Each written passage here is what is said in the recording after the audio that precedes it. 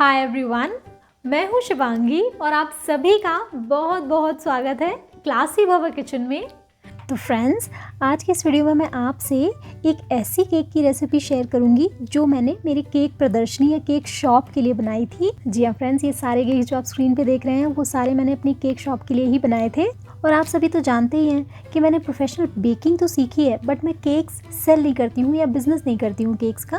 But हाल ही में मैंने पहली बार अपनी एक केक प्रदर्शनी या आप कह सकते हैं केक शॉप लगाई, और वो एक सोशल कॉज के लिए फंड रेजिंग इवेंट के तौर पे मैंने लगाई थी। और हुआ कुछ ऐसा कि मेरे ये सारे के सारे केक्स 20 केक्स थे, ये हाथों हाथ 2.5 से 3 घंटे के अंदर सेल हो गए। प्रॉफिट बहुत ही अच्छा आया।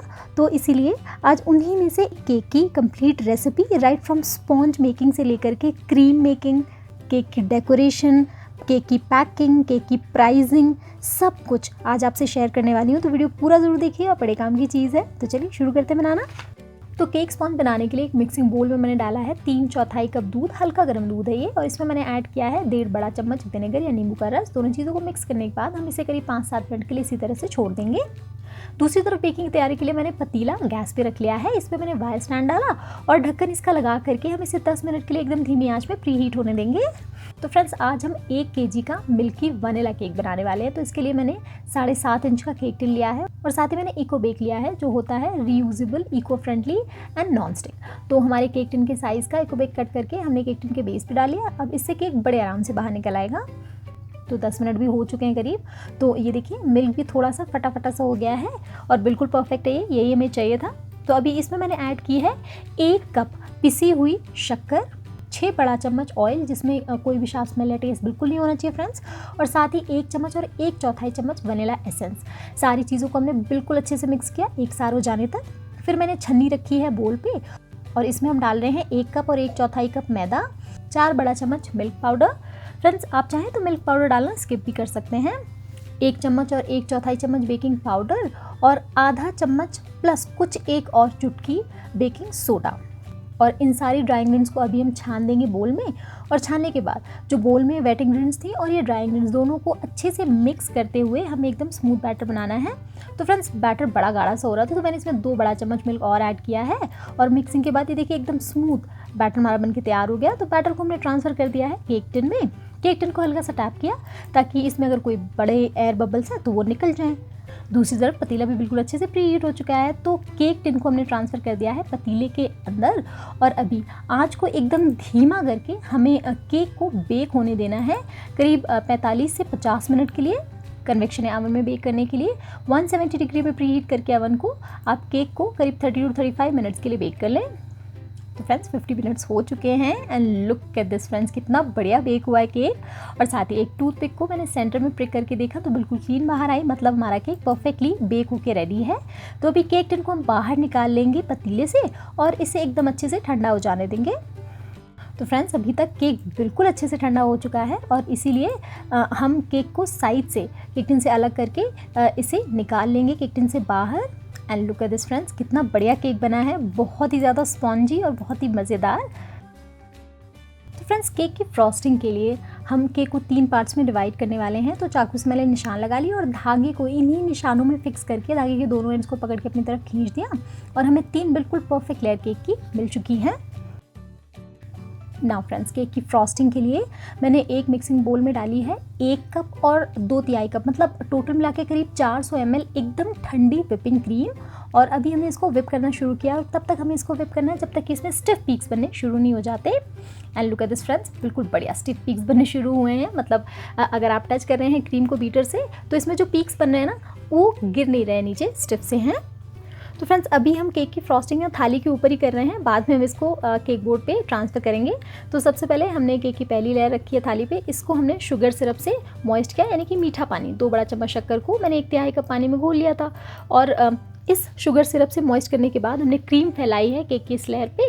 और साथ ही क्योंकि हम इसे क्रीमी मिल्की वनीला फ्लेवर देने वाले हैं, इसलिए मैंने लिया है कंडेंस्ड मिल्क और करीब 2 बड़ा चम्मच कंडेंस्ड मिल्क मैंने क्रीम के ऊपर फैला लिया है। फिर हमने रखी केक की दूसरी लेयर, इसको भी शुगर सिरप से मॉइस्ट किया, इस पर भी क्रीम फैलाई, इस पर भी 2 बड़ा चम्मच कंडेंस्ड मिल्क फैलाया।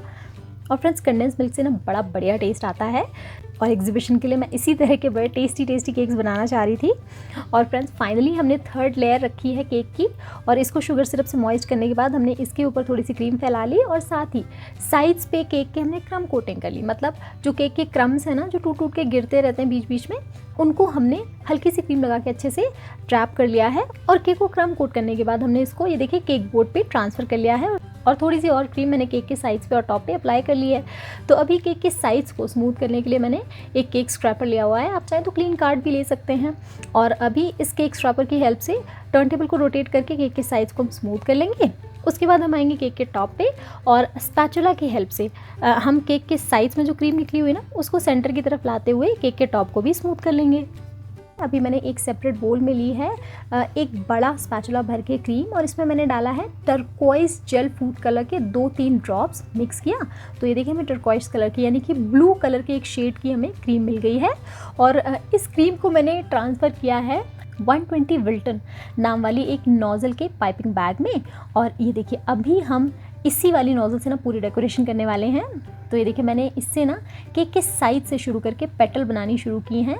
तो उल्टा यू का जो शेप होता है ना फ्रेंड्स, उस तरीके से हम ये पेटल्स बना रहे हैं।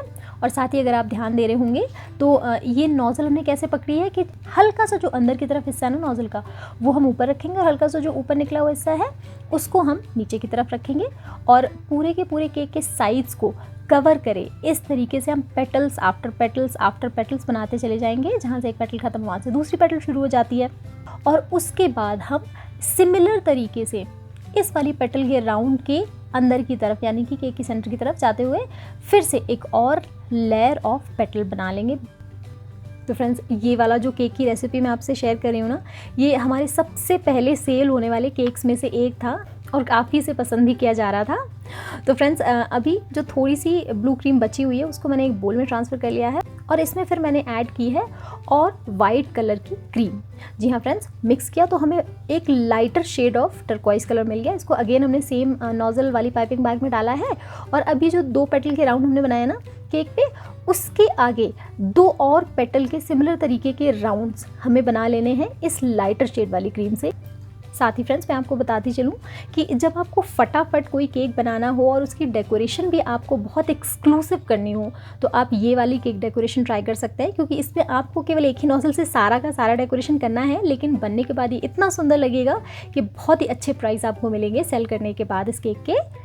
अगेन जो थोड़ी सी क्रीम बची हुई है बोल में, उसमें मैंने फिर से वाइट कलर की क्रीम को मिक्स किया है, जिससे कि और ज़्यादा लाइटर शेड ऑफ टर्कोइज हमें मिल गया है।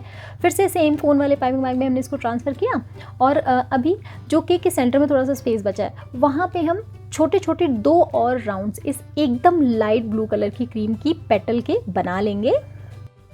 और फ्रेंड्स अगर आज की ये केक रेसिपी और डेकोरेशन आपको पसंद आती है तो प्लीज़ वीडियो को लाइक ज़रूर कीजिएगा, शेयर कीजिएगा इसको अपने सारे फ्रेंड्स और फैमिली से, और क्लासी बाबा किचन को सब्सक्राइब करना बिल्कुल भी नहीं भूलिएगा। प्रेस कीजिएगा बेल आइकॉन ताकि मेरे नए वीडियोस की नोटिफिकेशन आप तक सबसे पहले पहुँचती रहे।